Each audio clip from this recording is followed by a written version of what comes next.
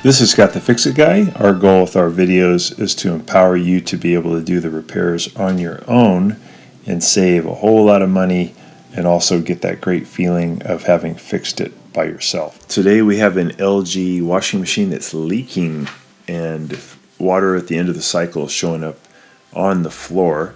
And there's a few things you can check. A couple of these are really easy to fix. A couple of them are a little bit harder. First thing to check is to open up the door and check the glass, the surface, the inside of the glass that goes into the tub where it meets the rubber gasket. There may be a bunch of pet fur or dirt. By cleaning it, you may be able to get rid of the leak. So that's probably the easiest one, super fast and easy. This one is where you have a little piece of the rubber missing on the door gasket down at the bottom.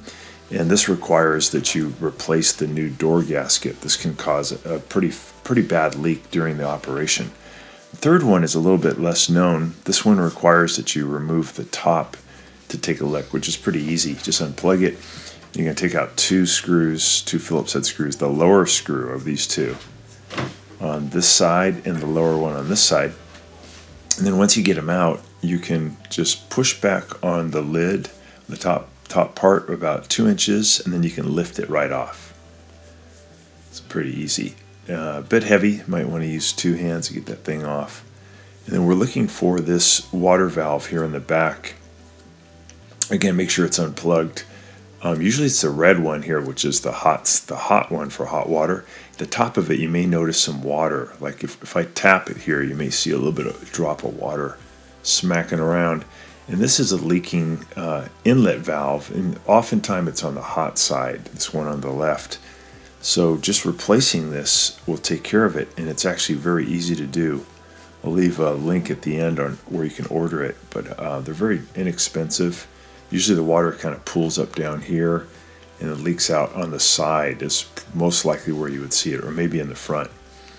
But it's usually a slow leak, easy to fix. So we pull off this electrical connector, turn the water all the way off by turning it 90 degrees to the way the hose runs.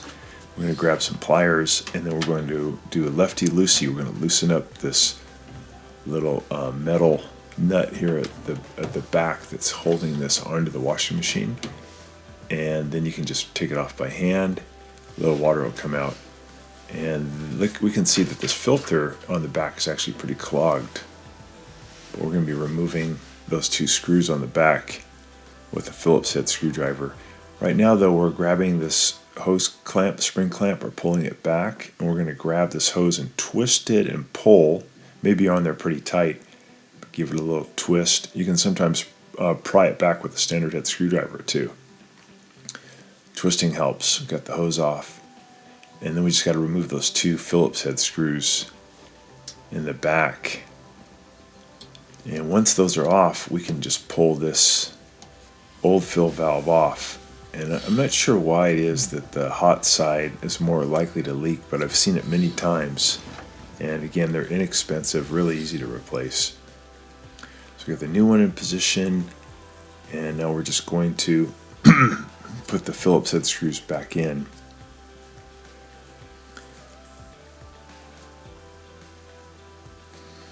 There's the little screw. We're taking out the old one, and then we'll grab the new one. And that's where it was leaking, right there at the top. There's the old one. Here's a new one. We got it from Amazon. Got it pretty fast. And we're going to go ahead and put that in. Put the hose back on. We got the screws back in already to hold it. Putting the hose back on. And we're going to get the hose clamp, and we're going to pinch it and then push it back on. You got to make sure the hose clamp's all the way up toward the back of the washer as far as it'll go, and then let go, and that'll hold it really tight. Add the power supply again, just putting that modular connector on, and then we got to put the hose back on the back. Take your time here. Make sure that you get it on where this spins on very easily.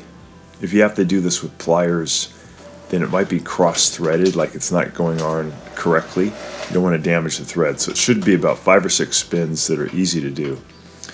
I got the cold side off. I'm just going to clean up that filter real quick with a brush before I put it all back together.